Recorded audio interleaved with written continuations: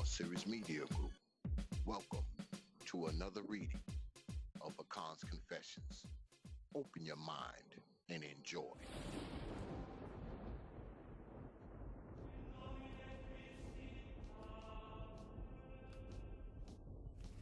The officers were pretty humble as long as the dorm remained quiet. The COs didn't purposely give people a hard time. It never ceases to amaze me how the dynamic of this place fluctuates from time to time. I look around and you see men from every walk of life in this state and few from other states, all thrown together in one place. Every nationality is represented, none more predominant than the next. Every crime imaginable represented as well. Men who have killed, robbed, raped, sold drugs, possessed weapons, each one with a different story, each one with a different cross to bear. All of us different in one aspect or another.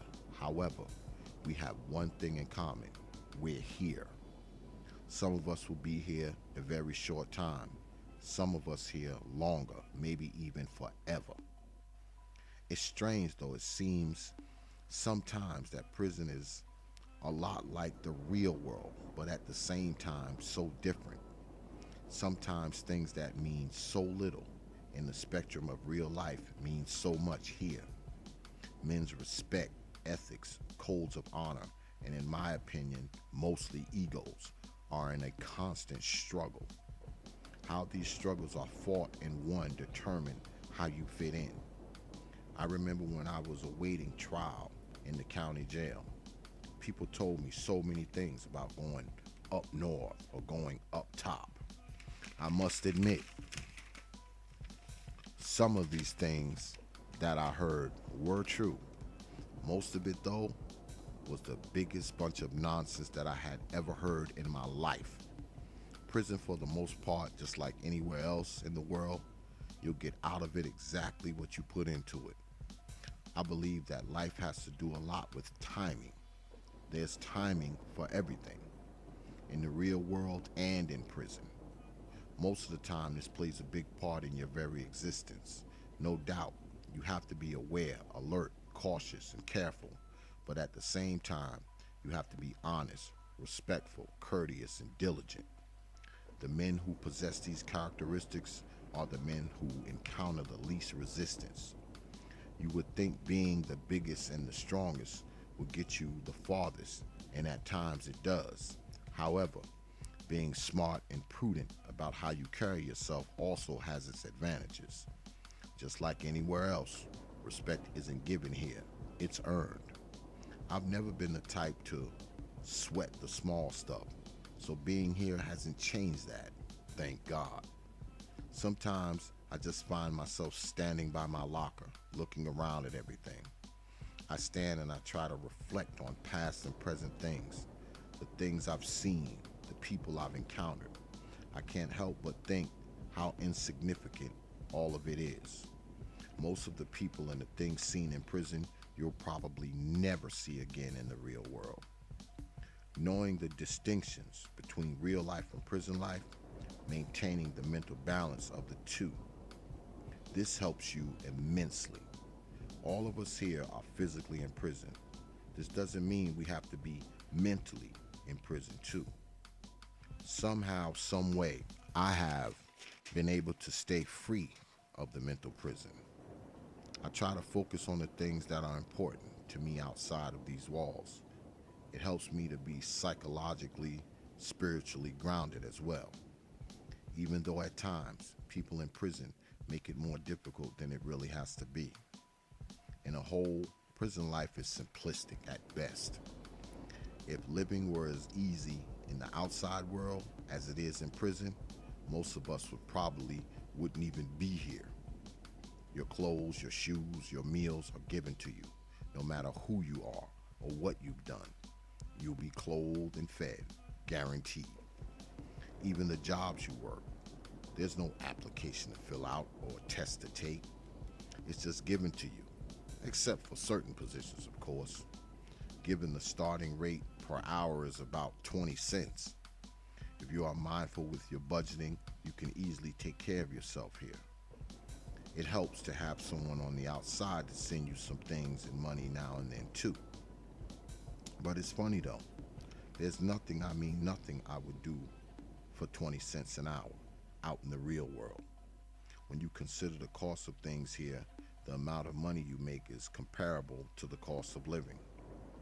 The prices of most things here is about half of what they are in the real world. The quality of the products, however, leaves much to be desired.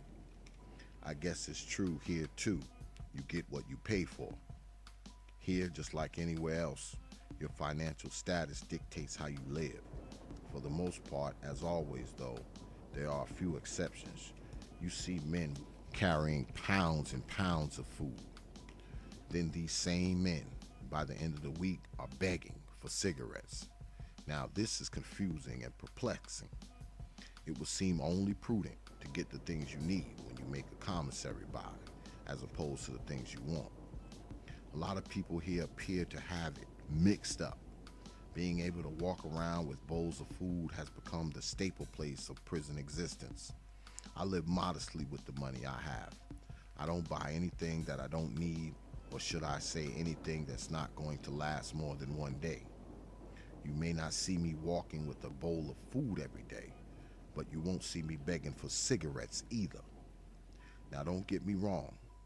You like to eat, buy food. However, if you like to smoke, buy some damn cigarettes. It's important not to become complacent during your time here. Coming to expect things on a day-to-day basis, buying things to support your needs should be a sense of responsibility. I mean, what logical sense does it make to have a locker full of food, but no soap, no deodorant, and if you smoke, no cigarettes? It's as if you would have a locker full of cigarettes, but always asking for soap or food. That would be ridiculous, not to mention asinine. I understand that some people aren't as fortunate as others, but at times the constant begging for cigarettes, candy, sugar, soda, whatever becomes most taxing, especially when the things your wife sends you are asked for on a constant basis as well. In the beginning, being the man that I am, I tried to help people out. Somehow though, it's become more and more of a liability, not an asset. Sometimes you have to distinguish between looking out for someone and supporting them. God knows that in here, if you're willing to support someone, there's no shortage of people willing to be supported. Most of the time, people who don't say two words to you on any given day have the gall to come and ask you for things. This is especially intriguing. However, a person can totally ignore you like they would a fire extinguisher, just to come to you and ask you for something down the road. The funny thing is, they expect to get it too. Boy, I tell you, in here, you run into the whole gauntlet of personalities, each one more diverse and unbelievable than the next.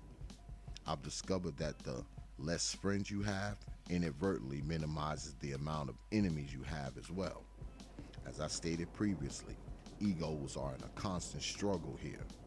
So the size of your ego will dictate how you fare. Things like the television are especially sensitive. This is something that I've actually seen knocked down, drag out brawls over. It's the only thing I've seen fights over since I've been here. Then again, this is a medium facility. One could assume in a maximum, things are a bit more severe. Here, there's a liberal amount of freedom. So of course, this breeds complacency, coming to expect something, coming to expect your ego to be stroked. I try to stay away from that kind of thing. I don't really care what's on TV. If I don't like what's being shown, I leave the room. Simple, prudent, logical. I spend most of my time reading, writing, or playing chess.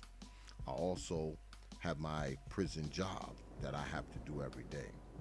Plus, I work over at the small engine repair school as a substitute teacher, so I have enough stuff to fill my day. Surprisingly, I've managed not to ever find myself just bored. Being a somewhat educated man, I feel your state of mind has a lot to do with how you approach things. If your thinking is off center, your actions reflect this. I am in awe at the amount of men who have no education, grown men who can't read, can't write, or even spell their own names. Most who are not ignorant, just uneducated. There's a difference. Some of us are here because we made bad decisions.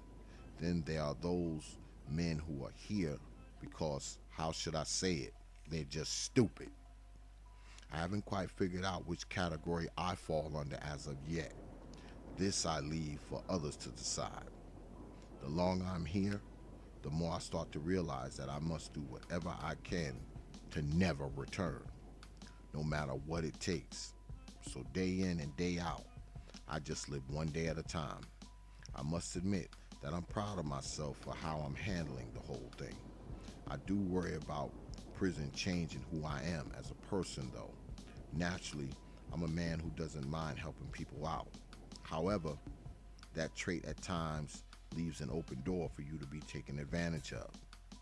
People see your kindness for weakness, your willingness to give as mere stupidity. At the same time, if you decide not to be kind or giving, you are labeled funny acting or shady. Maintaining this balance is a task itself. Not even my endless knowledge of things prepares me for all of the things that I have encountered here. Most of it was just plain old common sense, something that is very much in danger of being extinct.